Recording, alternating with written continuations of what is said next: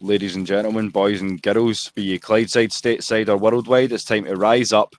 I know it might be hard to do so, considering what we've just seen at the weekend, but I'm going to start with some good news before we really get into the nitty gritty, and that is that when we say international, we really do mean international, because it might be the same time, but we're not all in the same place for once, because your boy Des is coming to us live from Portugal. So how's the sun treating you, my man? Well, I only got here today, so I've been up since 3 o'clock this morning. Had to set my alarm for 3 o'clock this morning to get to the airport for a 7:10 flight, and I'm kind of running on fumes at the moment. So it's going to be a good night's sleep. I'm actually in the Algarve, so a wee place called Albufeira, which is absolutely beautiful. It's my happy place. It's where I go to. I've worked hard this year, and to get a break, I come here. But and to be honest, after watching that on Sunday, the as far away as I can get from Atlanta and the Atlanta Falcons, I've picked the right spot. You know what I mean? So yeah, but we obviously with Portugal having red in the flag, you seen the red and you're like, but it's red and green. We'll allow it. But no, for what I've seen online, the Albufeira, it looks like a stunning part of the world. Yeah, still got the jerseys. I've got the Bijan Robinson one, my Julio Jones one. I've got two hats, and I've got because it's December, it's still warm, but it's not as warm. So I've got one of my Atlanta Falcons hoodies as well. So nobody's going to miss. What I would say is that when you're walking down the beach and everything, because I've been here a few times, and they look at the hat, because I always wear my hat when I'm walking the beach, and you kind of, they're kind of looking as if to say, I don't know that one. You don't see many football jerseys over in Portugal. Obviously NFL, you'll see plenty of as in soccer jerseys over here. It's a big soccer country, but yeah, I still wouldn't miss a show, even though I'm worldwide, so I'm not Clydeside. So you're Clydeside. Most of the viewers are Stateside, and I'm worldwide. You know what I mean? So, but as I say, if you ever wanted to decline or try to deny the commitment to the cause that we have, 27-24 on Sunday, and we're still here on Thursday, ready to give you all the facts, even when we are spread out across the world. That's how much we love this show, and love you all down in the chat. And as I say, before we even got started again, one of our frequent flyers, Floyd's in the house, so it's great to see you as always, brother. One of our Euro birds by blood as well. We continue to rise up. As I say, there's still positives to be had, which we'll get into in just a little bit.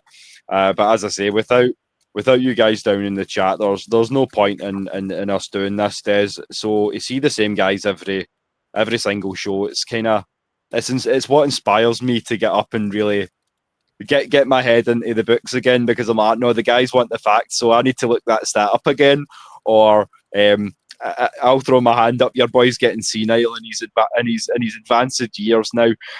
So once I said to my missus, like they say, it's downhill at 30. For me, 30 wasn't too bad. 32 stung. I'm not gonna lie, but no, as I say, like it's you guys that really keep us going, and I'm sure Des can attest to that as well. I mean, fair play on any viewers coming on and viewing and watching the podcast, because the last thing I really want to do is talk about this Atlanta Falcons team at the moment. I mean, it is all over the place. I mean, it gets to a point where you're not. I mean, you're getting some of the games. The defense was really good. But on Sunday, it was like everybody let the team down. Every part of the team let the fans down as well. And speaking of the fans, Des, shout out to Miss Sonia, who's another one that never misses a show. She, like a lot of the fans, and we were saying in the back as well, let's keep it 100 as we always do. this is a 9-3 football team that's coming into the A on Sunday. So, and according to the experts, as we would call them, a loss to Seattle and the season is officially done. For me, the season ended probably well in advance of the New York game. It probably ended when we lost to Miami. It's been a downhill sort of skid since then in a lot of ways for me, Des. So I don't feel definitive enough to say, oh, this was the moment where I feel like our season's cooked. But I feel like I think you've heard me say on the show before, I feel like it's just death by 1,000 cuts. A lot of little things. And to be honest, well, I was thinking about this today. When you look at the Aints are having a terrible year, right? But everybody in their granny could see that it was going to be a bad year for the Aints. So it's not came as a surprise. They've not got a franchise quarterback there. They've got a lot of injuries. They've got an aging team. And you then look at the Atlanta Falcons. Everybody tipped the Atlanta Falcons to push the Tampa Bay Buccaneers to win the NFC South. And effectively, I've seen a lot of people that would say that even if the Atlanta Falcons didn't beat the Tampa Bay Buccaneers to the number one spot in the NFC South, they were still going to make the playoffs. Mm-hmm. And here we are. We're effectively 3-8, 4-8? 4-8 now, yeah. 4-8, yeah. We go in on Sunday against a 2-9 team. Effectively, what you can consider one of the worst teams in the NFL, and they beat us. So what does that say about? And when I say team, I'm not talking about the players. The players, we've got exceptionally fantastic players. We've got potential Hall of Fame players in our team. I think Drake London could push for it. Bijan Robinson could push for it. We're hoping that eventually Michael Penix Jr. will get to the point where he gets talked about in that vein. So there's a lot of exceptional players. And whatever's happening behind the scenes, it's not a happy camp. No, and I feel like it's as you say, Des. There's a reason, and I feel like it's coming from, as I say, Floyd's backing me up, saying that it was a good point that it's went downhill from Miami, and this is what I mean. Take the Miami game, take the first game against the Panthers, and take the Jets game. We'll take those 3 games.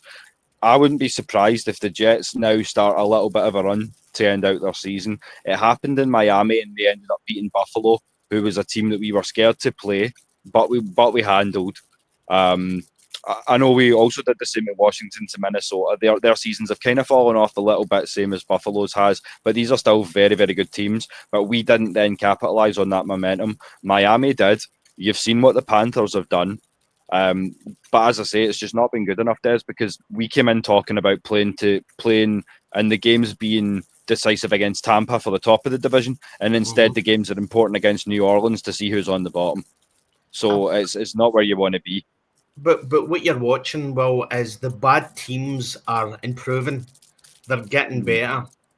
We as a team are getting worse. The best example is you look at New England Patriots. Now, they beat the Buffalo Bills and then went on a 10-game winning streak. You know what I mean? They get impetus from beating the Buffalo Bills. We beat the Buffalo Bills, and then it's skids. We literally just hit the rocks, and I keep on saying, what is this coaching staff saying to these players behind the scenes? That's what I want to see, because I want to find out, because you see Raheem Morris, and again we'll get and speak about it later, but you see effectively Ike Hilliard getting let go after the 3rd game. You know what I mean? Because of effectively results and what was getting seen there.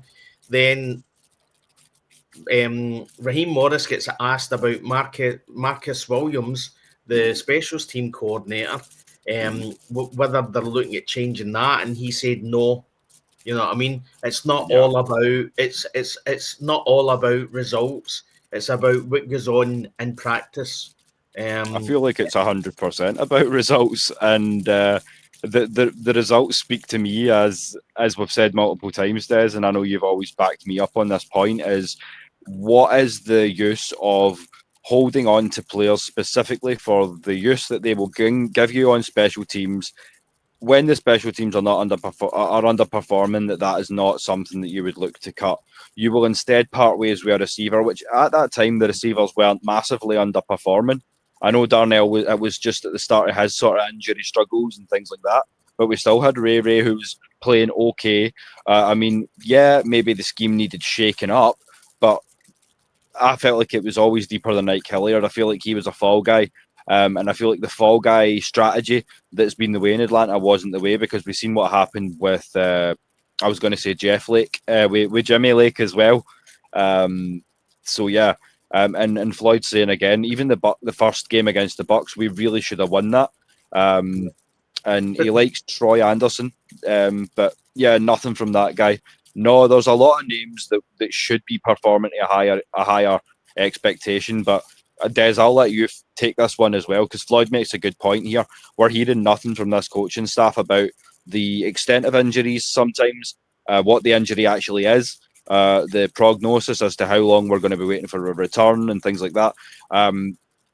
Is there something at fault here with the coaching staff? Do you think it's just an NFL-wide thing that they don't have to divulge that to us? Or do you think that the coaching staff's deliberately being maybe evasive with some of this information? Well, see, from my point of view, why keep that information? Because the offensive coordinators and the head coaches of the other team have already got the blueprint of how they stop this Atlanta Falcons team, and it's stop Bijan Robinson, stop the run.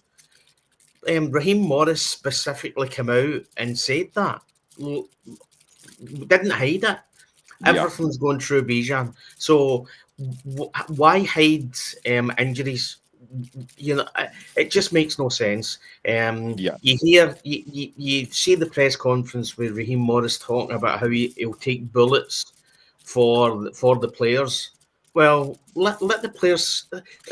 That tells me there's no accountability. You know what I mean? Do you think Mike Vrabel is going to stand up and take grief for one of his players? No, he's going to call him out and say it's not good enough. That is the issue. But this is the problem. And shout out to the chat again, to Miss Maggie, because this is a point that the Ladybirds have made on the show as well. It's the buddy attitude. Your job title is head coach, and I feel like Raheem Morris has bastardized his definition of the term head coach. I feel like he wants to be everyone's best friend. He wants to almost bring opposition on side by essentially saying, here's what we're going to run and here's what we're going to do. But at the same time, he's losing the fans by the thousands, and I'm sure a lot of the people in the chat can agree. I'm not backwards about coming forwards in this. He's losing the Atlanta faithful with not being forthright, especially with the Darnell Mooney issue. When we figured out that it was actually a lot more severe, I was deeply concerned in what else was maybe being hidden. We know the coaches are outright lying at times as well. We've spoken about that in relation to Zach Robinson and the play action thing with Kirk Cousins. That's been called out in the past, but I feel like I almost don't understand at this point. I understand to a degree that these coaches are inept to succeed at this level because of their inability to adjust. But I feel like almost more than that, they need to be telling us more than what they're saying. You can't, in one hand, be forthright with the league and say, this is our offense, and not at the same time say, we are limited at the same time by X, Y, and Z. There's no benefit to be had in being so and shirking around the point. Yeah, because it's only came back to hurt us as well, Des? Well, there's no leadership, there's no accountability. Again, I'll go back to my sales career. Right, mm-hmm. I had a manager that was phenomenal. He was a great manager, and there was times where he would let you away with things because you were getting results. But it got to a point that because you knew it's just human nature. Human nature is naturally lazy. You know what I mean? And it got to a point where if you think you can get away with it, you'll do it. You'll let it go. You'll let it slide. And then I had managers who I didn't like, who were really, really tough on you, but you got the best results because you knew that you couldn't cut corners. And that's what I'm seeing with Raheem Morris. Raheem Morris is everybody's best pal. He's the buddy, right? But it needs to be in a position where the players need to know that there's a snap there. The players need to know that they're not that Raheem Morris isn't their pals, and that if they're not doing it right, they'll be cut in a second. Now, and this is a great question too. I'll absolutely love this one from Sonia. She says, "Why didn't Raheem fire Zach Robinson and the special teams coach, but he feels comfortable firing the wide receiver coach after week 3?" And this is something that I was. It goes back to what I was just saying. I feel like Ike Hilliard was the odd man out, because I feel like, as I say, when Raheem Morris came across, he brought Zach Robinson with him from the Rams. So he's already part of the whole buddy system that he's putting in place. And this is why I said, if you're going to keep Terry Fontenot, I would say, look, Terry, Jeff Ulbricht's going to stay here because he's proven his credentials. Same with Nate Ollie. I'm going to keep that defensive staff together because we've proven at this point that's self-evident. Apart from that, I want you to go out and find your guys, because I feel like the problem is that these are Raheem's guys, and he doesn't, like, as I say, he wants to be everyone's friend, and I feel you agree with that, Des, too? Well, the sign of a good leader is that he accepts challenges. He can take a challenge. Somebody in his camp, he allows anybody around him to challenge him at any times. If they don't think that what they're seeing is correct, a great leader will allow that challenge to happen. And Raheem, effectively, from what we kind of can see, Ike Hilliard has obviously challenged the offense scheme and questioned why Zach Robinson is calling this kind of offense scheme. And Raheem obviously didn't like it and wants yes men in his camp that won't challenge him, because there's obviously an insecurity there with Raheem Morris after his first job with Tampa Bay when he get let go after 3 years. And again, that's what I'm saying. The sign of a good leader. Mike Vrabel will allow his coordinators to challenge him. And if he thinks he's in the wrong, he won't back down, but he'll change it and he'll have the discussion. Raheem Morris has effectively said that in that camp, if you question anything that I do, then it's Ray McLeod for you, and it's Ike Hilliard. Now, we don't know what's happened, and Ray McLeod's come out and said a few things, kind of intimated a few things, but it's weak leadership, and that goes to the top as well, because Arthur Blank is watching this happen. You know what I mean? If you look at the actual coaches that we interviewed when we were looking at Raheem Morris, they're all winning coaches. You know what I mean? We're seeing one on Sunday. That's what I said in the group chat as well, Des, on Facebook. The content creators and they have a group chat, and I stated this. I said I kind of sent an X post that had all the records, and I said, we do not have any ground to stand on to get any of these guys back now and for another talk. I feel like the only one we could possibly swing, given the fact that Miami's not there yet, would be Mike McDaniel. But I feel like in a lot of these cases, the ship sailed. We had that chance. And it's especially galling when you're sitting at 4-8. I hate to be once again that team, and it's something that I've made an abundant point over the last 35 episodes. I'm sure you're sick of hearing me say it, but it brings us back to this level of mediocrity. I'm sick of being the team that always has an excuse, or it's always next year, or there's always just one little thing that we need to change. I feel like if it takes a top-down change, if it takes Josh Blank taking over from his dad to affect that, then I wouldn't be against it, because I feel like at this point, 60 years, no ring, no accountability from the top down, no here's where I went with that sort of rationale, none of it, no communication. I'm over it at this point, Des, and as you say, it was hard to get on tonight. We do it because we love you guys down in the chat, and it is a Labour 11. We do still love these Falcons, as abusive as our relationship as it may be. But yeah, how do you feel, Des? I mean, I know you must be sick of it too. I'll keep on saying it's disgraceful. It's damn disgraceful that this coaching staff with this roster is 4-8. It's disgraceful.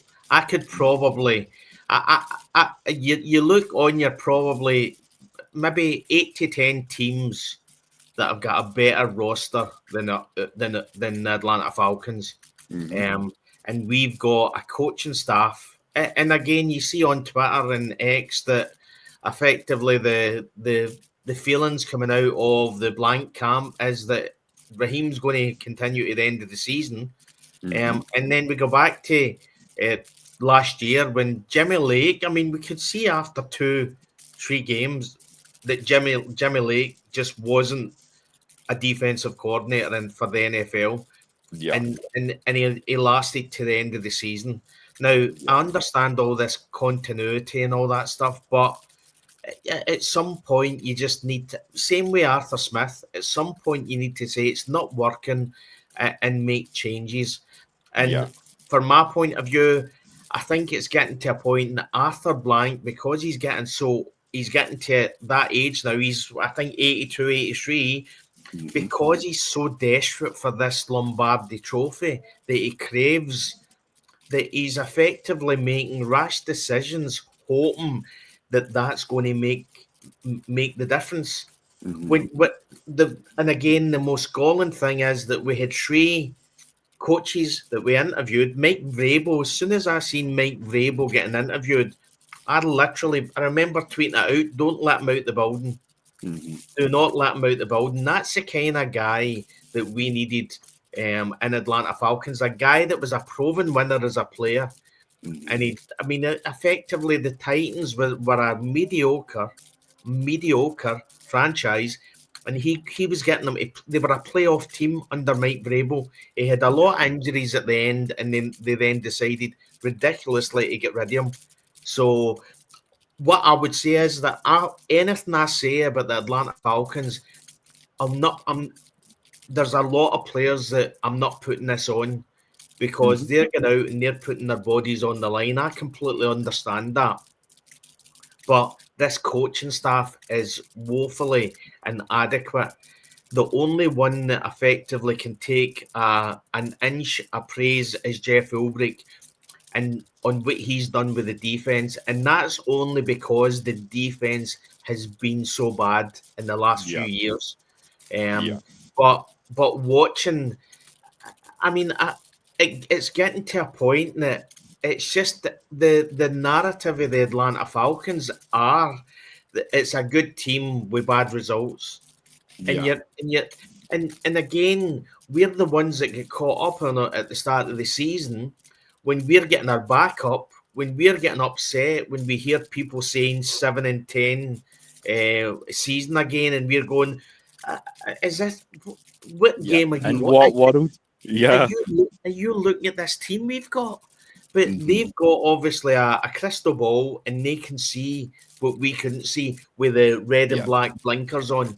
You know what I mean? But one thing to your point as well, Des, just shout out to Maggie as well. Wherever you're watching, shout out to the guys over on X or Twitter, whatever you want to call it. We won't judge you either way, and neither will we ask you your opinions on Elon Musk, because that's a whole different show. But if you're watching on there, if you're watching us on YouTube, share it out, let the people know. The Scottish Falcons are going to be here all year. As I say, win, lose or tie, we're Falcons till we die. So But yeah, when you're talking about coaching, as I say, you're still working with very finite windows. And I mean, some of the guys that we were talking about are no longer an option. Steve Sarkisian coming is not an option. He's said that he's out and out, flat out, going to stay at Texas. Lane Kiffin no longer an option. He's now your head coach over at the LSU Tigers. So as I say, if you wanted to get some of these guys, that would have been a couple of weeks ago. And this is what galls me, to bring it back to, as you say, having guys like Mike Vrabel and Mike McDaniel in the building and Jim Harbaugh, and I could continue. Having guys of this caliber in the building and letting them walk, it really comes back to bite you when you see how short these windows can be, the quality coaches, and yet you're settling for coaches who have no leadership skills, no ability to adjust on the fly against some of these better teams, which we ourselves claim to be, and on paper we should be. We should be competing with these top 8, top 10 teams, but we're not able to do so because, as I say, it's a chess match, and we're bringing a checker strategy. That really has been exposed. The lack of plan B.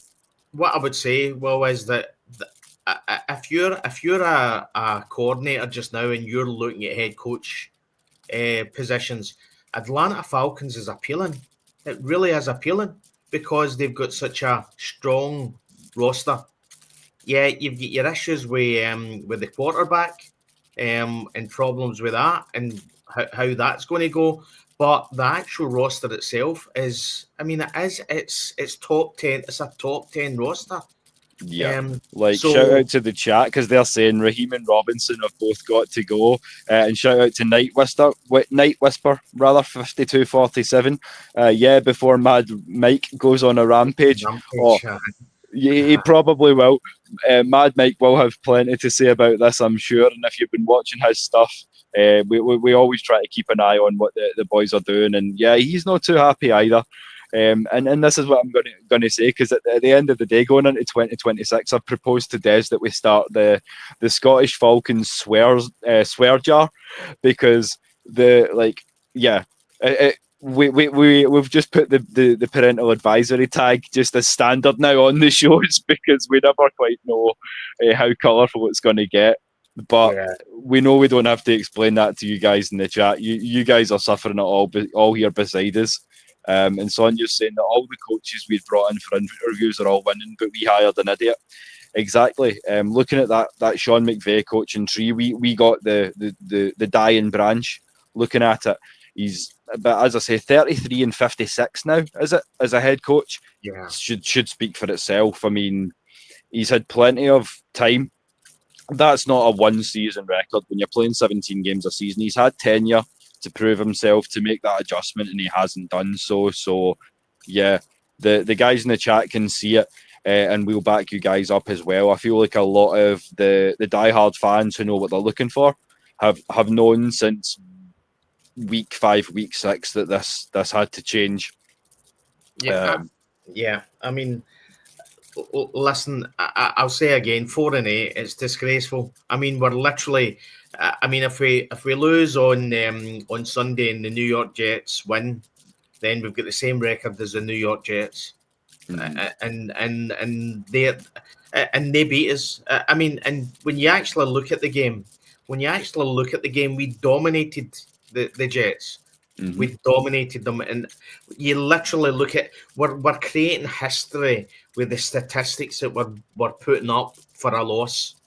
They're literally coming out and saying it's the first time in 35 years that a quarterback has done this and a running back's done this, and it's been a loss. Or the difference in the yardage, the passing yardage, and the full amount of yards that we went between Atlanta and New York Jets. We're creating history by losing the way we lose. Yeah.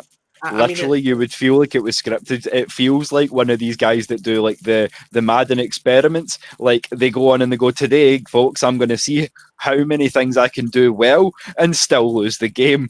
But as I say, but then it's real life at the same time. So it's truly concerning. But At the same time, I feel like it all comes down to the coaching inadequacies. Special teams has taken a good quarter of that 53-man roster, and for what? I mean, yeah. Well, outside of the on you go, Des. on the watch party, I pointed out that what do you call him? Tyler Algier was in at special teams, and Raheem mentioned that as well in his press conference. And effectively, it's getting to a point that we're having to put in starting caliber players and potentially put them at risk of injury. As what happened with Troy Anderson. Troy Anderson got injured on a special teams play. And we're then putting Tyler Algier, effectively one of our most important players in this offense, on special teams, because we won't challenge the coach, we won't sack the coach, and effectively Raheem isn't looking at the fact that it's not working. It's been horrendous. Jamal Agnew, so Jamal Agnew muffs the punt and they get it with 4 or 5 yards to go and score a touchdown. Now, I said in the watch party that if that was Mike Vrabel, that player wouldn't see the field again. Yep. What did he do the next punt? Jamal Agnew's in again. It's as if Raheem Morris is saying, do you know what? If we leave him roasting, it's just going to kill his confidence. Let's get him in. Let's get the cobwebs off. Let's get him back to what he did best. It doesn't work. It doesn't work.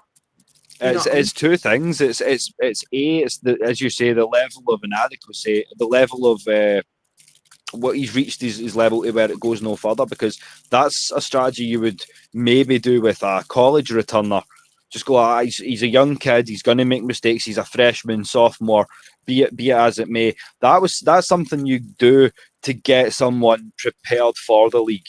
That's not something you do to adjust a professional player who, let's be honest, it's Jamal Agnew. We know his name. He's been around a few teams. It's not his first season in the league, and that's a very fundamental mistake. So, yeah, again, it boils down to this. I want it to be everyone's friend. Atlanta's going to come, when we get that Super Bowl, it's going to be a kumbaya moment. No, it's already going to be a kumbaya moment because we've been waiting 60 fucking years. But you don't all have to be holding hands when we get there.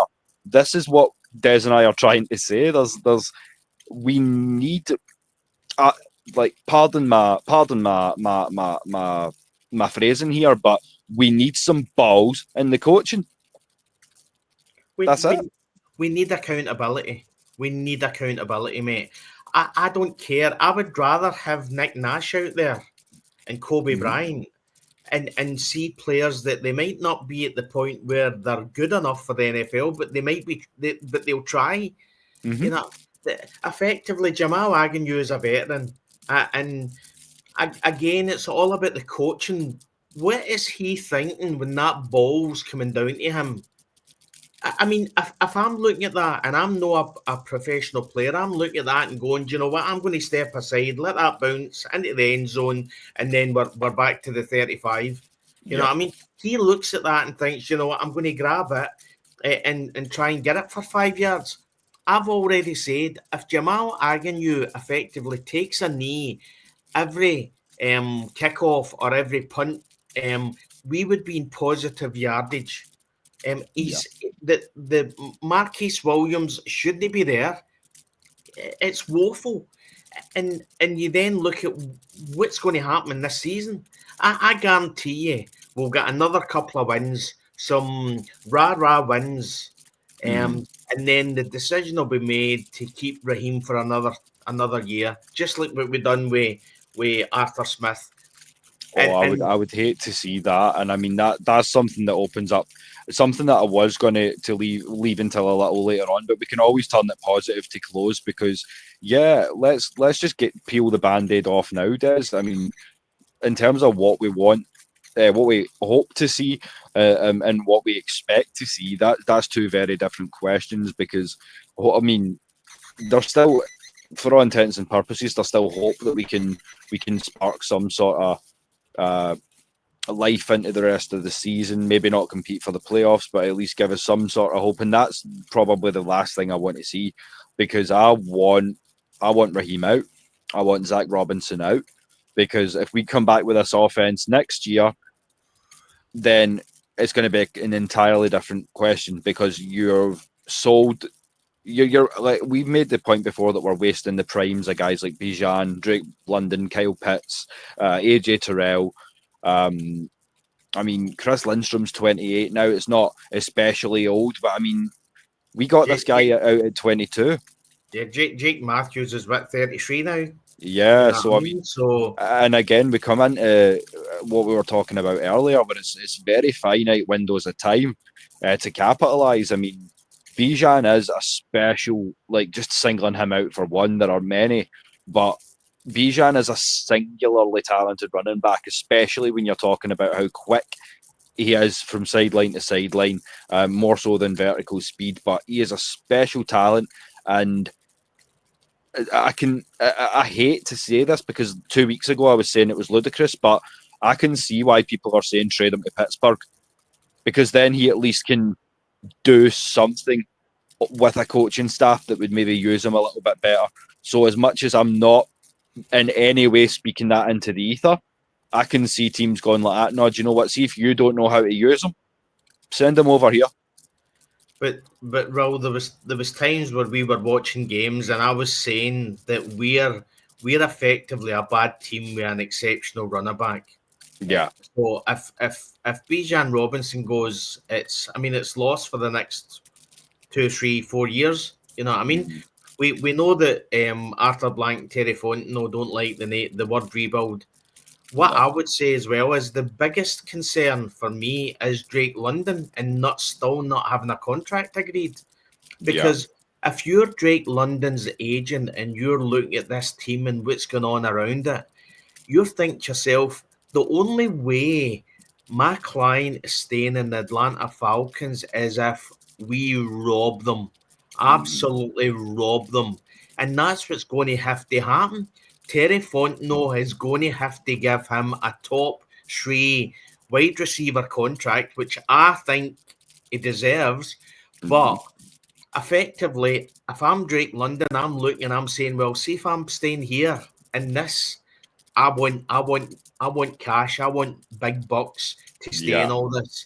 Because and again, it's unfair for the Bijan Robinsons and for the Drake Londons to effectively watch a specials team player destroy the game. You know what I mean? And I mean, to back you up there, Night Whisper's saying it as well. The only balls that Raheem has is his eyes, and he's not been using those either. And I would say that he's been spending far too much time looking at the scoreboard, but I feel like he's looking through it because he's clearly not seeing the score. And I feel like it's evident, Des, and you can feel it too, that the emotion or the vibe in the locker room is soured towards Raheem Morris as far as the players are concerned. The one good way to get them back on side would be for me, lock down one of the leaders. And I mean, as you say, if you really want to get into rankings, I mean, you've got Jefferson, Chase, CD Lamb. After that, you really start getting into guys like T. Higgins, Amon-Ra St. Brown. But then when you're in that category, Drake's right in that mix. Yeah. With those sort of guys, your Higginses, St. Browns, your Jalen Waddles, they're all guys that, like, if you want to have an offense that performs to a high level, especially from a passing standpoint, you need to pay that guy. But 100%. I would say Drake London is the best contested catch wide receiver in the NFL. There's nobody touches him. Nobody touches him. And that's, but as I said, the biggest concern is that effectively we brought in Bijan, we brought in Kyle, we brought in Drake. You know what I mean? We boosted the offense, and the rookie contracts are now gone. So we're at a point now where we're going to have to either pay these guys or let them go. My point of view, if I'm a new head coach, I'm letting Kyle Pitts walk. I'm not.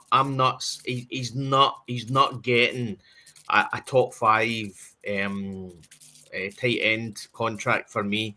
And there will be somebody, there will be a coach somewhere who can see what he can do.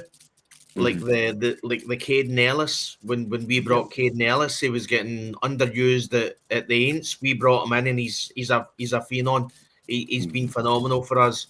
Somebody will look at Kyle Pitts and think, you know what, we'll just pay up just a wee bit more. We'll take the chance that we can bring out what we've seen at Florida and what we've seen in the first year, and he'll be gone. Tyler Algier as well. What I feel like, Des, when it comes to Kyle Pitts is, if you didn't draft him to be a tight end, there is a restructure on the basis of that. Because we're already, if we're going to pay Drake as a 1, I would be interested as to how tight end 1 money stacks up versus wide receiver 2 money. Because if you want to just be a 6'6", 245-pound wide receiver, that's cool. And if it will save us a couple of million and you want to look at maybe restructuring going into the second part of your contract, maybe that's some way we could keep Kyle Pitts. But I feel like other teams have already possibly looked at that option as well. But as Sonia says, we've got 5 games left. It's time to experiment a little bit. Yeah, I would say that if Arthur Smith's still at Pittsburgh next season, I think he'll have a shot at getting Kyle Pitts over there. He loves his tight ends. So, but again, although he was drafted as a tight end, he was really brought in as a wide receiver. But again, we've just botched that so badly as well. You know what I mean? Yeah. I mean, I agree with Floyd. We've done so much wrong, but this team, the way that it's played out through this season, taking the scalps that we've had, and not to put too fine a point on it, shitting the bed against teams we should have stomped. I think we're going to win 2 games, and I don't think it's the 2 games that you think. I think we beat Arizona, and I think we maybe beat Tampa on the road. I think we'll get a couple of rah wins, and enough for Mr. Blank to say, do you know what, we'll keep Raheem for another season. That's just the Atlanta way. It's just the Atlanta way. And then the coach I want, which is Clint Kubiak, you know, I mean, he's effectively going to go somewhere else and light up the NFL. I mean, if you want to look at somebody who's similar to Kyle Shanahan and his history with his father and all that, that he is the man. You know what I mean? And that's the kind of coach that we should be looking at. What I would say is that you look at Chicago Bears, the turnaround in Chicago Bears with Ben Johnson. You know what I mean? That's a kind of it. I'll say again, Raheem Morris, when you look at all the potential, the coordinators last year that were looking at head coaching positions, Raheem Morris wasn't even in the top 10. And we then we bring him in. I went off on one on X when we hired him, because I said that we were going back again. I went off on one as well at the start of this season when we hired Jeff Ulbrich, and he's been a pleasant surprise. But all the fear that I had with Raheem Morris has came to pass.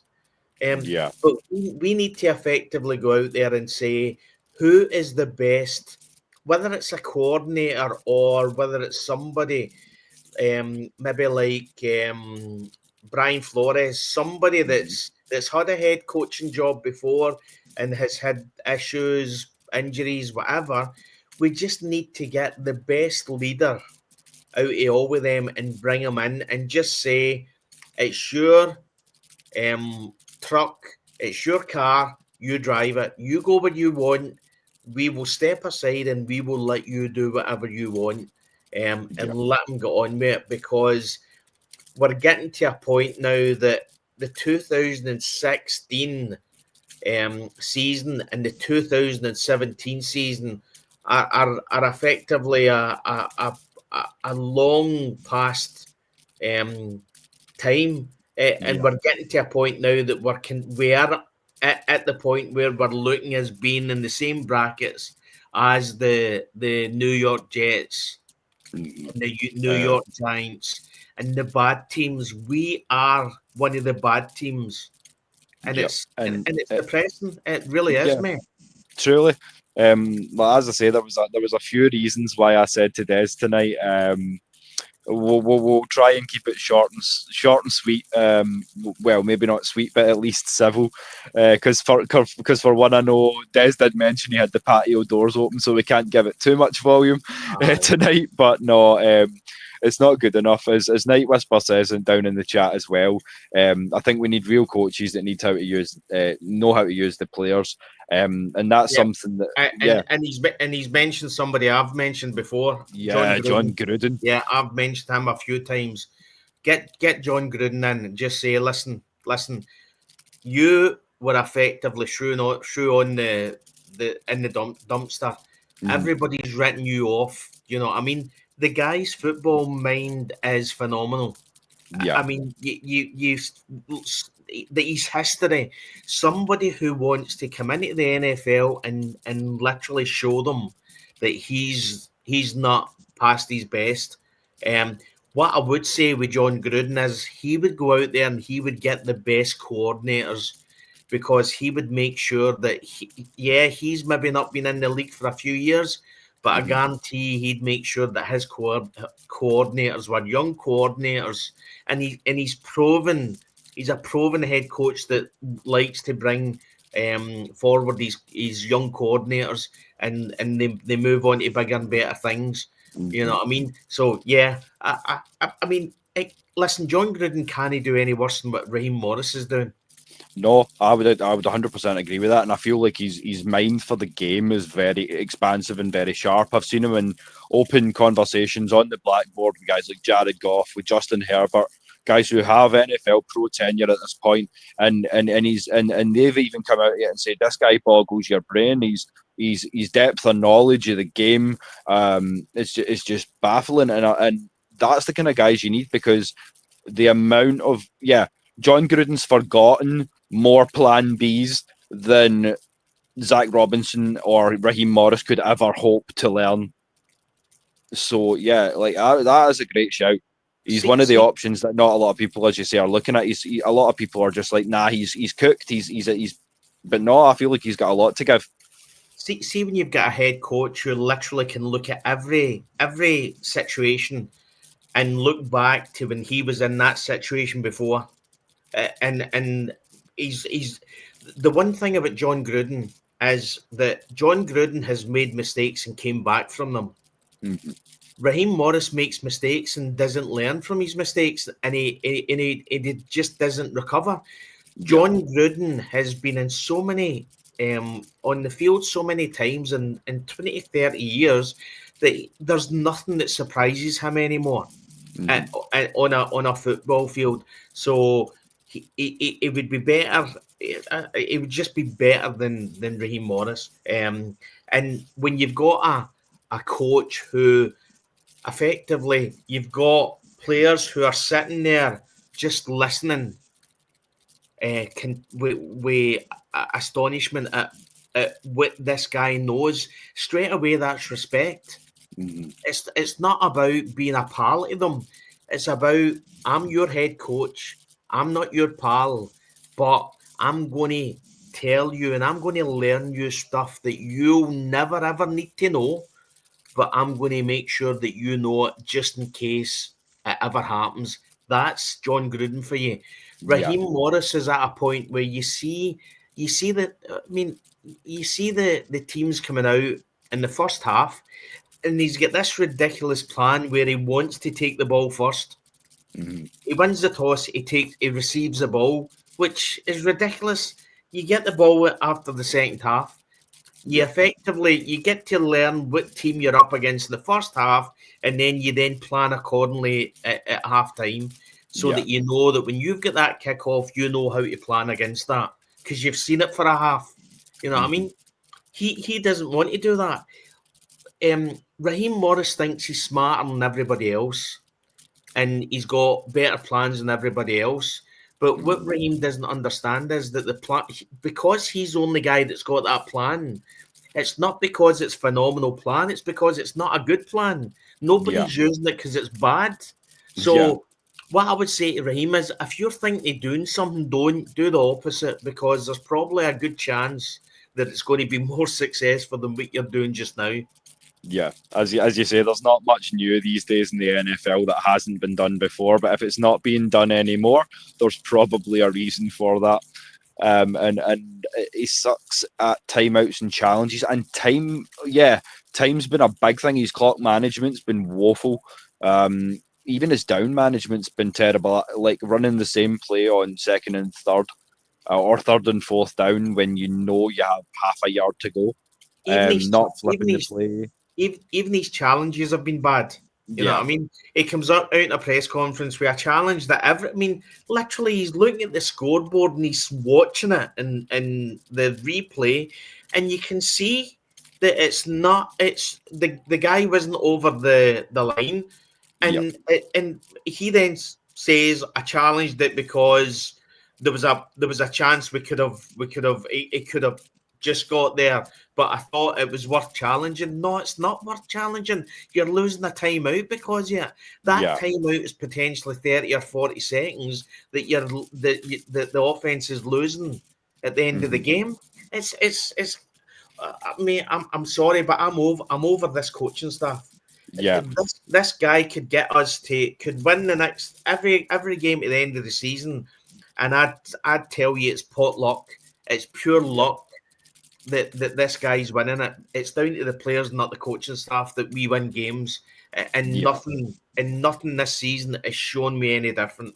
I'm over this coaching staff. I agree. I couldn't agree more. We will forever love this team, but we'll give it to you. We'll give it to you raw. We'll tell it how it is, and that is one thing that needs to change for me to continue to be invested in any kind of level of success for this team.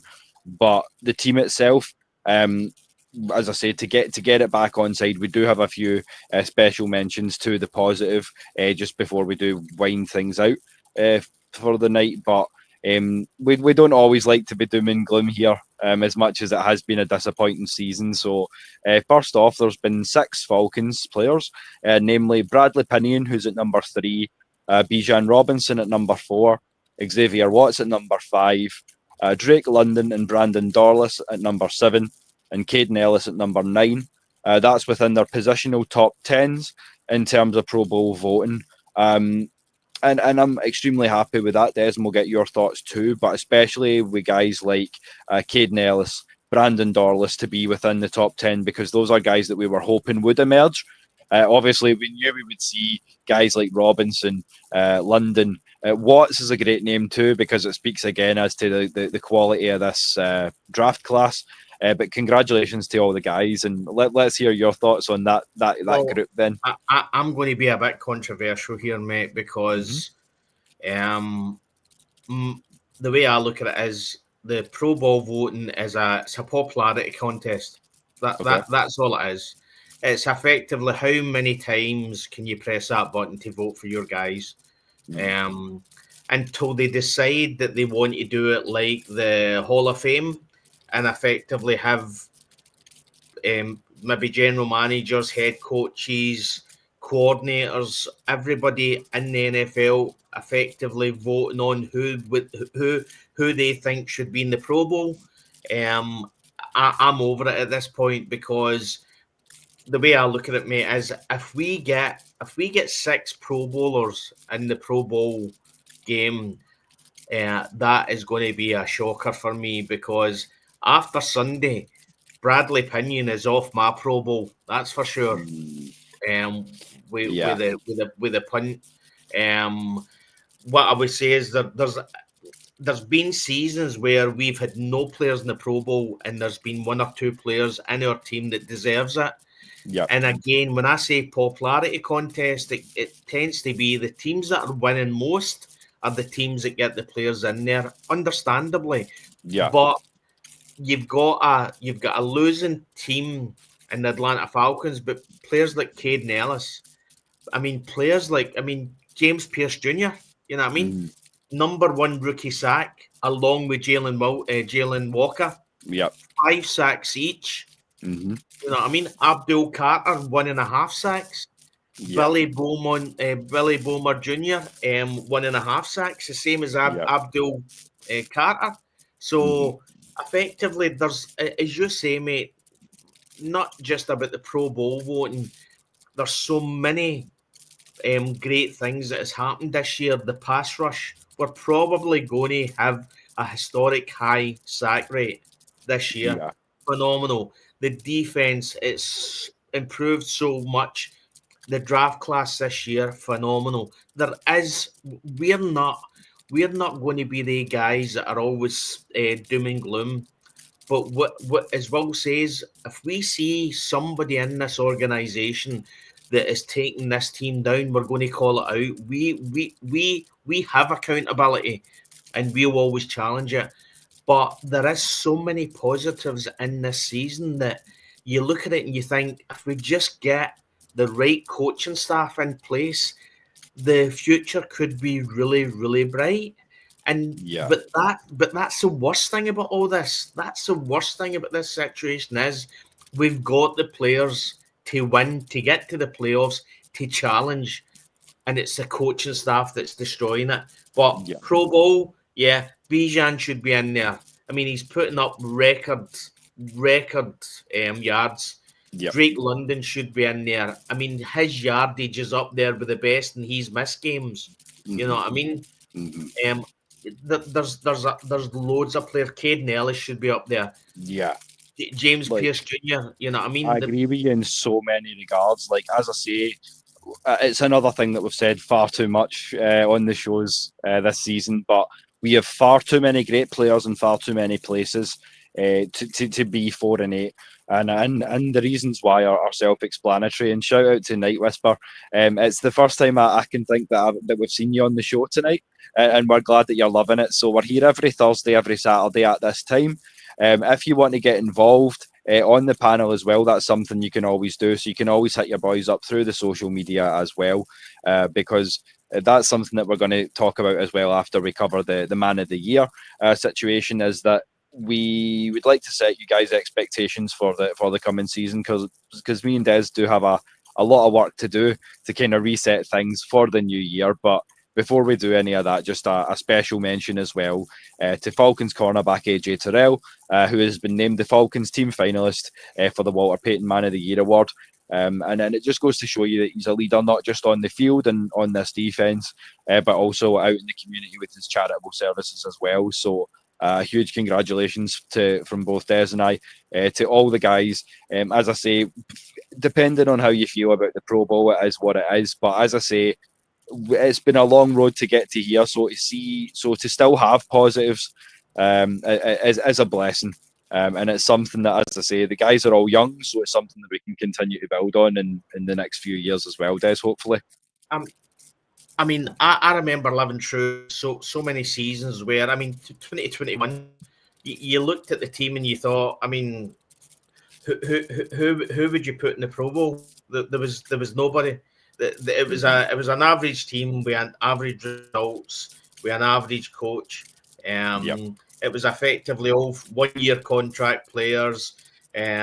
So when you look at again, the positives is when you look at this roster, when you dig deep into this roster, there's going to be players we're going to lose, but when you dig deep into this roster, there's so many players that deserve Pro Bowl, but the problem is it's going to go to the popular players.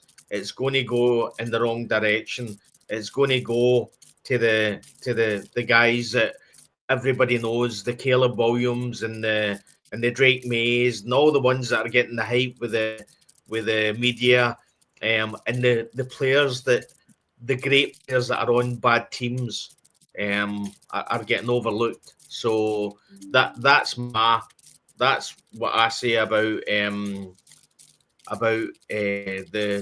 Pro Bowl voting. If it went to a panel or it went to maybe like 30 the main coordinators, head coaches, general managers, all that kind of thing, I'm happy with that. Even the players, do it. I mean, do it the way that I think they do with the top 100 players. I think that's all voted for by the players. So effectively, do it with the players voting. So they tell you who they think, because they're on the team. They come up against the if you're in an offense, you're coming up against a defensive back, and you think, God, that guy's a monster. You're going to vote for him. So until it stops becoming a popularity contest, the Atlanta Falcons players are never going to get on it. It's going to be the odd one that everybody watches and the media's carrying forward, like the Bijan Robinsons and all that. But do they all deserve it? Absolutely. That they've been phenomenal on this on this team. But will they make it? Probably not. No, probably not. And as I say, there's a couple of guys you can blame. I just flashed up two of them there by mistake, but I'm just sorting out a couple of things here. There's another two there with Raheem Morris and Zach Robinson. So as I say, the reasons why we're 4-8 are apparent, but it is not this team. But at least in terms of the players on the field. And Sonia's picked up that little flash up there as well. Rich McKay has destroyed this organisation and team for 20 years. And I feel like that's another one who has not shown the accountability that he has to have been shown. I'm not part of the football operations. Okay, so why are you in Germany? Why are you in every single executive meeting? Why are you the first to enter and why are you the last to leave? Because we can see that you are the last voice in Arthur Blank's ear, and they're telling us something different. He was in London. He was at the fan event. So the pub where all the Atlanta Falcons fans were. He was there. Mm-hmm. So he was in London a couple of years ago. So again, if I'm Arthur Blank, just clear the lot of them. Literally say to your son, listen, I'm obviously, whatever I do, I'm not making the right decisions. You take over. You know what I mean? Maybe you'll bring us a Lombardi. Because one thing I would say is that whatever you say, and again, you can go back to the previous owners, but Arthur Blank's an unlucky owner, and Raheem Morris is just an unlucky. What I would say is, right, just give him his due. If we sat down with Raheem Morris and actually chatted with him, we would be overawed by the amount of knowledge that he's got. Listen, I understand that. The guy's been in the NFL. He would put the average fan, he would even put the professional fans and the people that have been in the NFL, he could put a lot of them to shame with his knowledge. Completely understand that. But when it comes time to use that knowledge and make the right decisions, he falls on his arse. Yeah. You know what I mean? Completely agree.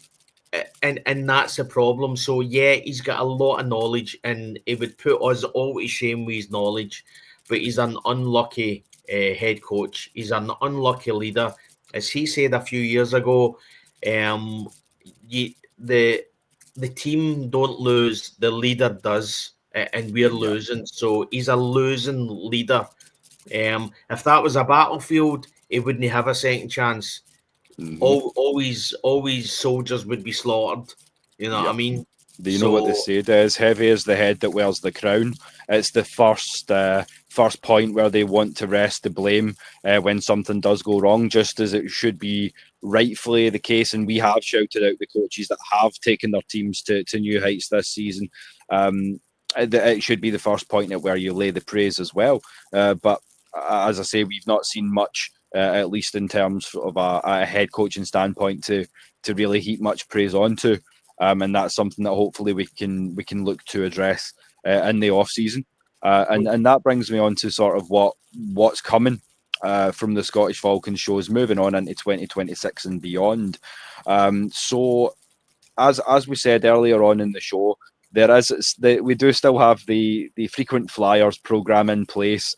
So if you do want to earn your kilt, then that's something you can do. As I say, we'll let you know where to get at as social media wise at the end, or as I say, if you do want to guest and you're just in the chat right now, just let us know. Drop the red and blacks if you want to keep the episodes coming, because as I say, there's new shows coming, and through the AFN pipeline as well. But you're also going to see a hell of a lot more of your boys going forward, not just Falcons content. We're also going to be touching on some college ball, some more NFL stuff around the league. As I say, coaching carousel to come. We're going to start doing some positional breakdowns for guys that we're looking at in the draft, specifically for the Falcons, or maybe some more guys just as a sort of check this out sort of segment as well.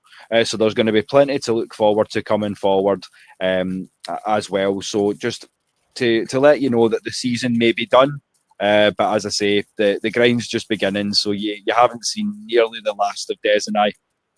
But before we, as I say, get into the Q&A and start thanking the guys down in the chat for all their contributions, because as I say, the shows couldn't be what they are without you guys. But Des, absolutely, as I say, thank you for joining me this season. This has been in excess of 70 hours, maybe pushing 80 hours of content now that you've got from Des and I, and I don't know how at some point you guys aren't sick of us, but I'm beaten, but I'm not broken yet. So there's plenty more to come. And Des, thanks for being part of it all with me. Well, what I would say is that if we were going to pick a team that's got a lot to talk about, we picked the right team. That's for sure. Yeah, you know what I mean, because the upside down world of the Atlanta Falcons, or as I say, the roller coaster world of the Atlanta Falcons. So, yeah, listen, what I would say is, I never, ever, ever wish for a loss. I can't go into. I love this team too much to go into a game hoping for a loss. I just expect that the NFL and the games will take care of themselves. But when the Sunday comes, I'll be screaming for a win, and I'll hope that we beat the Seattle Seahawks. But I don't see it, and at some point we need to put this man out of his misery, Raheem Morris, and probably the biggest downside for it all is that I think probably Jeff Ulbrich will be one and done in Atlanta if Raheem goes. So, but I feel like you're right. We appreciate the kind words, Night Whisper. Thank you for spending the last hour with us, as we say. But yeah, we're going to start kind of winding things down a little bit now. So that I can get on my holly bags. Yeah, absolutely. Let the man earn his break. But this is what y'all do to us. We try to have nice things. We try to put our feet up, and no, even from Portugal, you can't escape us. The Scottish Falcons will always keep the hits coming. And as I say, if you enjoyed this one, then you'll see us on Saturday breaking down all things ahead of the Seattle game before those Seahawks hit the bends. So you'll get to see that on Saturday. Plus, from what I hear, back at AFN HQ, I feel like the PTSD may have gotten too much for Coach, because I think he's sworn off the watch parties now, at least for the rest of the season. See, to be honest, we done the Miami game and it was woeful, and we done the Jets game. So yeah, it can't get any worse for us. So it can only get better. So after those two, there may be a chance. I'll say a chance because, as I say, we've taken a few bruises and a few unchoiced losses this season already. So there's no guarantee, but you may well catch the AFNI family on Sunday as well for the game. But before we do close out for the night, as I say, we always like to leave it with you guys as well. So here's a little tradition as well, and that's the Q&A section. So ask away or have your say. If you've got anything last minute to run by Des, now would be the time to do it. But we'll keep it open another few minutes, just if anyone's got anything they want to say. And then, as I say, we'll tell you where you can get at us in the future. Because, as I say, some nice takes from the chat, as always. The frequent flyers, as always, giving us a lot to kind of chop up, especially coaching wise and things like that, because we make it evident as well, as we make no qualms about the fact that we've been disappointed this year. But that's what we love about Atlanta too, is that y'all are honest fans. You're not these bandwagon like you see in certain cities, and I'm not going to name any specifically because I'm not that type of guy. I don't need that kind of heat right now, because right now I need to focus on my own team. We've got enough problems inside without turning it outward, Des, and I'm sure you feel the same, but something needs to give. Don't you agree? Something big. Yeah. I mean, it's as I said with Arthur Smith, it wasn't working with him. It's not working with this coaching staff.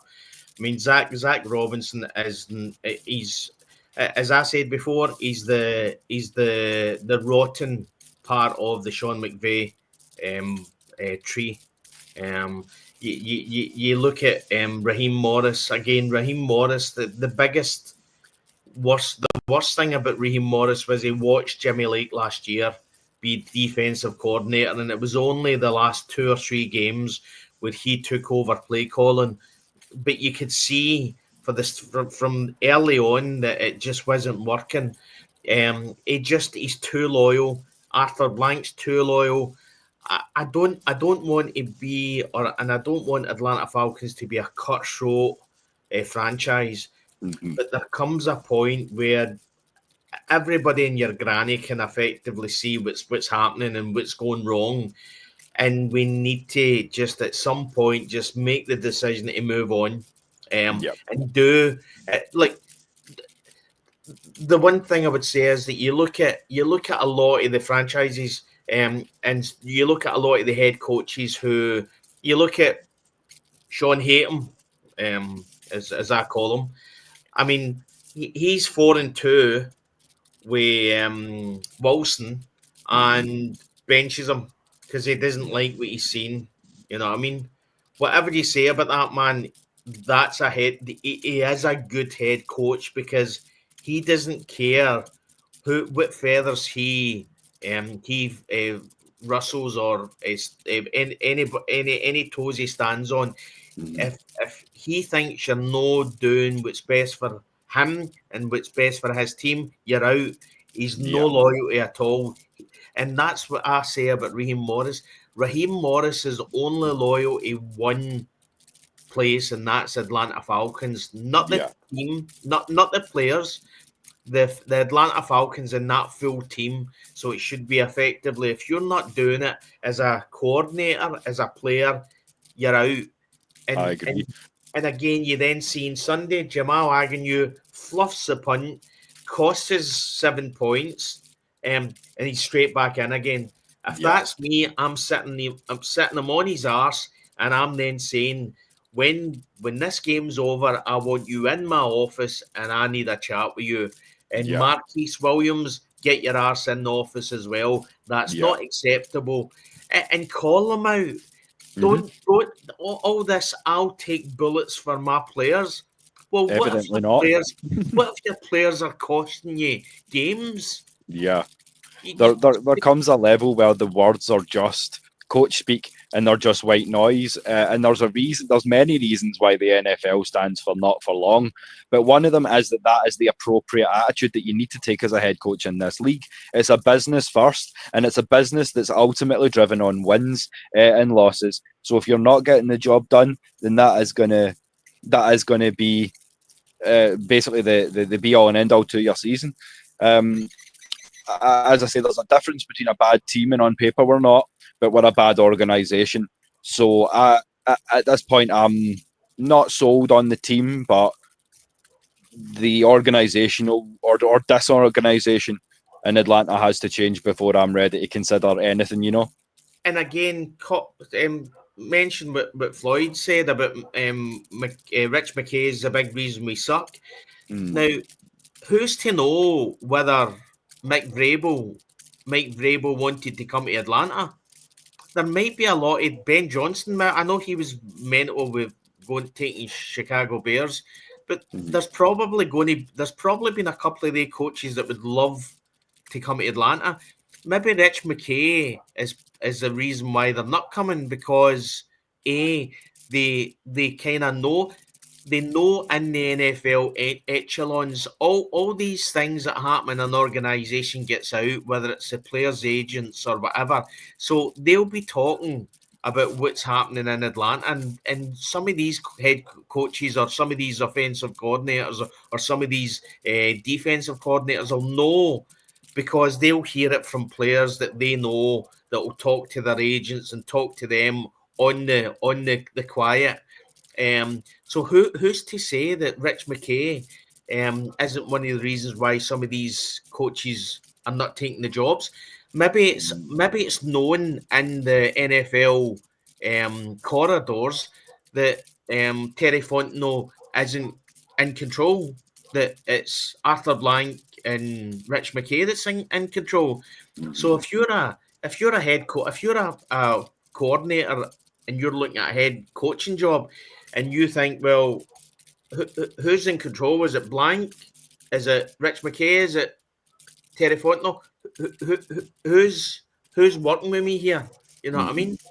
I'm having a meeting with Terry Fontenot, and then I'm going to have a meeting with Rich McKay and Arthur Blank. So it's and that'll put people off. So when Floyd's saying that, he's got a good point, because there'll be a lot of decent head coach candidates. So we'll look at Atlanta and go, yeah, they've got a fantastic roster, they've got phenomenal players, but how is the organization work? What is the workings of this? Who's in control? You know what I mean? Yeah. And that's what I'm saying. And we've been mediocre for so long that you do need to start asking these questions, regardless of your level of fandom. And as I say, I've never been one, and neither of you, to downplay his level of contribution, both to the team and to the city of Atlanta as a whole. But a lot of the guys are, we don't know. We know what it's like to take the bruises as well, Miss Christie. So, yeah, we're beaten but not broken quite yet. But yeah, that's why we're talking about like top-down level changes, because the level of inadequacy, I feel like we've almost got used to now and just almost accepted to a point. And we're far too good, as Des says, in terms of roster and the players that we have. I feel like we need to establish almost one leader, because I feel like this leadership by committee sort of idea isn't the way for everyone, as you say. And if it's driving away the chance to bring in coaches that are going to drive that progression forward and drive us closer to that Lombardi, then yeah, as a realistic fan and as a fan who wants the best for my team, I have to look at, maybe it is time for Arthur Blank to step down, to get rid of Rich McKay and things of that nature. But again, you look at Robert Kraft. Robert Kraft put up with one of the toughest head coaches in any organization, and Bill Belichick, right? Bill Belichick literally had the run of that organization, and Robert Kraft allowed that to happen because he was getting the wins. You then look at him take on Mike Vrabel as well. Now, Mike Vrabel's not going to. Mike Vrabel walks into that organization. He's in control. He's in control. There's no doubt in that. He is in control, because he's not in that organization if he's not in control. And then you look at Arthur Blank and Rich McKay. At what point are they saying, nah, we won't go with him because he's going to be he's tough to deal with? You know what I mean? Just get the best man for the job. Again, it's the level that the Atlanta Falcons have dropped to this year is, I mean, it shocks me. And this time, if they do get rid of Raheem Morris, this time they need to make it right. It needs to be the right candidate. We cannot go another 3 years of this. It's unacceptable for this fan base to watch this level of football. I couldn't agree more. It's something that needs to change. It's just, we need to reestablish who we actually want to be, because right now we're pretty much a laughingstock around most of the league, because we had especially such high expectations coming into the season. But yeah, I don't feel like, as you say, we can be realistic and say it's not going to get any better on Sunday. But as I say, we know how this team goes, so don't be surprised if we come out and ball out against Seattle. And win. It would just be something else to tag on to this topsy-turvy win. Like, Upside as I say, the reason why I wear this bandana isn't just to keep the hair back out of my face. It's so y'all don't see all the nice shining greys, because this supporting this team ain't easy. But we're here for it all the same. So whether it's good news, bad news, or indifferent, we will be here to give you all as it happens, guys. And we do appreciate you all again. So Des, if the people do want to get to you after the show and have a little chat, sort of offline about all things ATL, how can they do that? Yeah, so they'll get me on. Obviously, X is the main place, Scottish Falcons. So, so that's where you would get me. I know there's quite a few people actually watching on Scottish Falcon X. So again, appreciated. There's a few wee comments, mate. Just if you want to jump on that here. It's actually quite a good one. And this is something I think we said back at the start of the show, Des. So time for player evaluations. I can think of 5 players who need to be cut, and I know it's not popular, but Bijan can get as a first and a second round pick, possibly 2 firsts. We singled Bijan out, and I said that obviously if you're going to build your offense around someone, it's not the guy you want to move. But at the same time, we were talking about Pittsburgh and saying that if we don't know how to use them, then somebody else will. And I feel like they're going to pay him accordingly. They can maybe come in with an offer that we wouldn't be comfortable matching, but I would match it for a player of that caliber. But the way to look at it, Kelvin, is if you get a first and a second round pick, are you going to get players in that first and second round pick that are going to make the difference, like Bijan? And I mean, they would need to be a couple of special players. That's my issue. Bijan is he should be a franchise player. He should only ever play for Atlanta Falcons. Get him long term. Obviously, running backs don't have as long, although Henry's kind of extended that. But running backs don't tend to have as long careers as other players. But yeah, the issue you've got is if we do take on a first and a second round by, I would actually say probably 2 firsts. Yeah, I would agree that Bijan would be 2, maybe 3 firsts. It's whether you're going to get players that are going to make the difference as much as Bijan Robinson. I know Sonia, Miss Sonia, put in a wee thing with as well. Do you want to cover that one then? Yeah, a lot of players and coaches have come out and said that Rich McKay and his family don't like coaches that are smart and that they can't control. It looks like that because they're effectively going back to people that they know. You know what I mean? So, for me, it was either Ben Johnson, Jim Harbaugh, or Mike Vrabel. And we went for Raheem Morris, you know what I mean? So there might be something in that, to be honest. Sonia, I feel like there's definitely something. Like we were talking about it earlier in terms of Raheem and wanting to have his guys that are malleable and that are already on the friend train.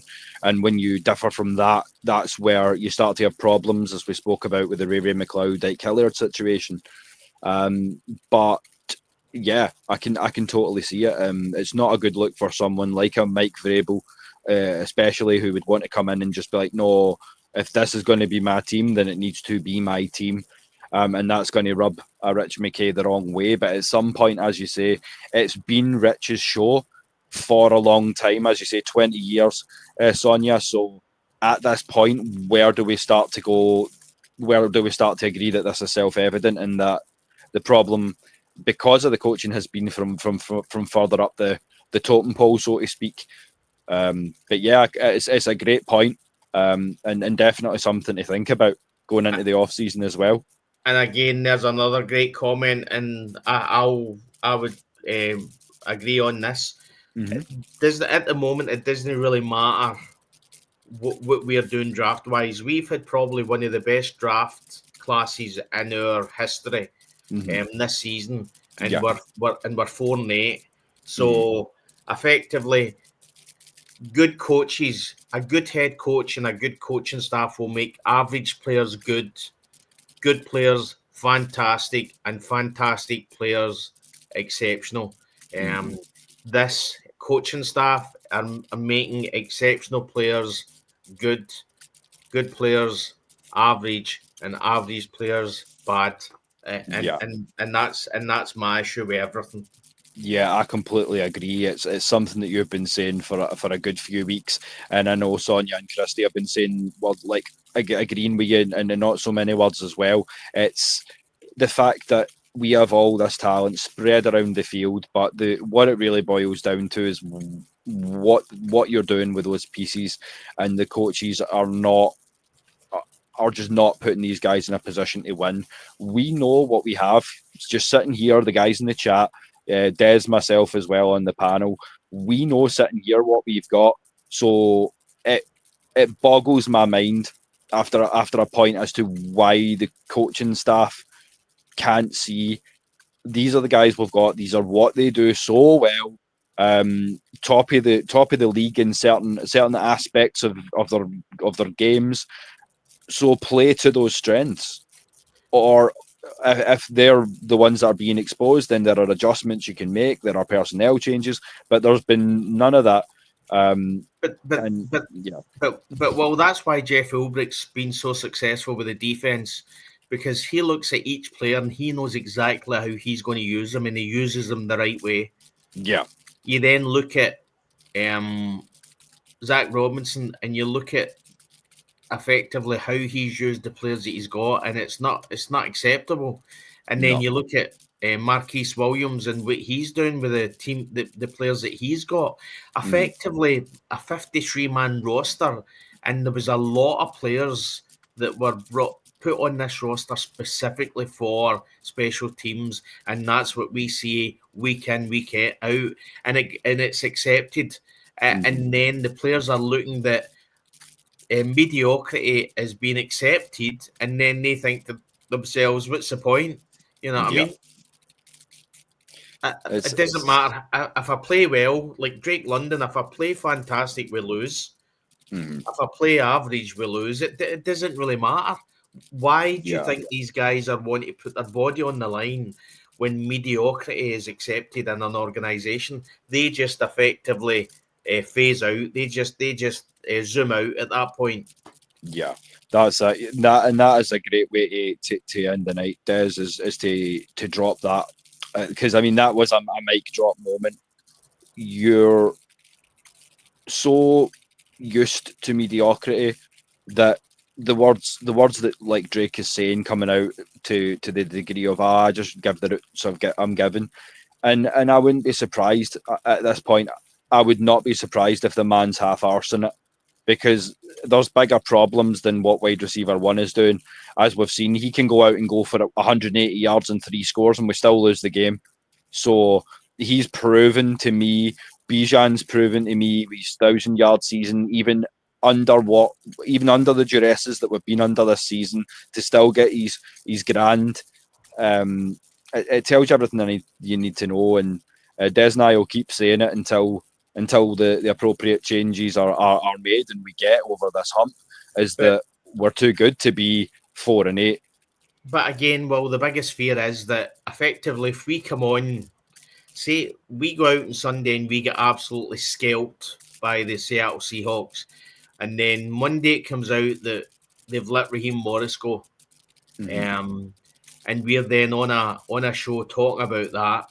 My biggest fear is that the next guy is going to be we're going to fuck that up as well. That's going to be a balls up as well. So the problem I've got is that it's institutional mediocrity.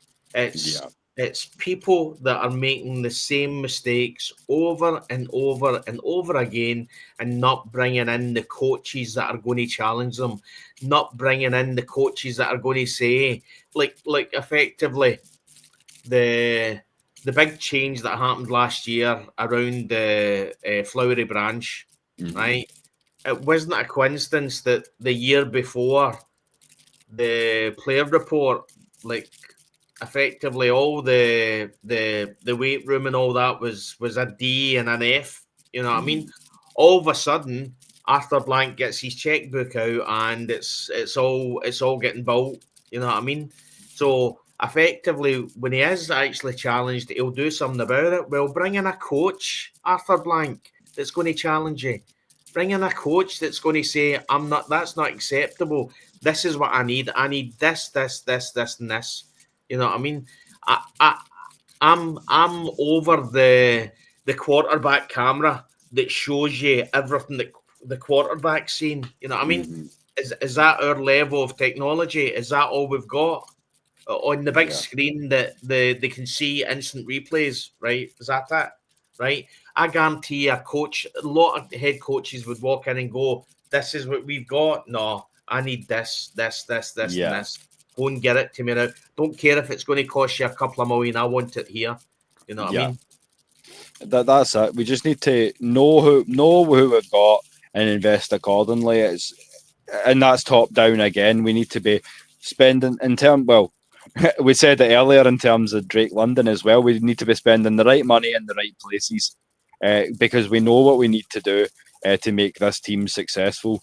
And hopefully we can be successful this weekend. But that's something that we can always explore for you when Saturday comes. But until then, we want to thank you all again for all your support through all of the last 35 episodes. As I say, to the community, both on YouTube and on X, through Scottish Falcon have been great. So if you do want to obviously join us as part of the panel, you can get us through X, through Facebook. You know where to find us by now. And shout out to anyone new who's in the chat listening in for the first time as well. We would always remind you, as we do when we close a show, that as colourful as the language may get and as heated as Des and I may get sometimes, we do love our ATL, and that's all that this show ever comes from, is a place of love. So before we wish you good night, we'll pass it all the way back to the sun-soaked shores of the Algarve, so that your boy Des can take us home. Because as I say, it's a worldwide show, so whether you're out there on the Algarve, we know football's getting bigger in Spain, so if it can push across, Des, you may be starting a little trend out there for some Portuguese Falcons. So Keep on flying the flag, my brother. And while you're talking about flags, I will pull up that closer. But I do see a wee shout out at the end, and if I do recall that would be Mr. Louis. And we'll talk to you a little bit later on in the season, because right now we've got our own business to deal with, brother. But we appreciate you coming in and showing face as always. But Des, until Saturday, I hope you enjoy the rest of the sun. I hope you enjoy the rest of your break. And until then, why don't you do us all a huge favour and take us home, my brother? Yeah, well, so much so with Atlanta Falcons, but pain is international, but so is passion. Thanks, guys. Have a good night. Best. Wherever your evening back. Thanks, guys.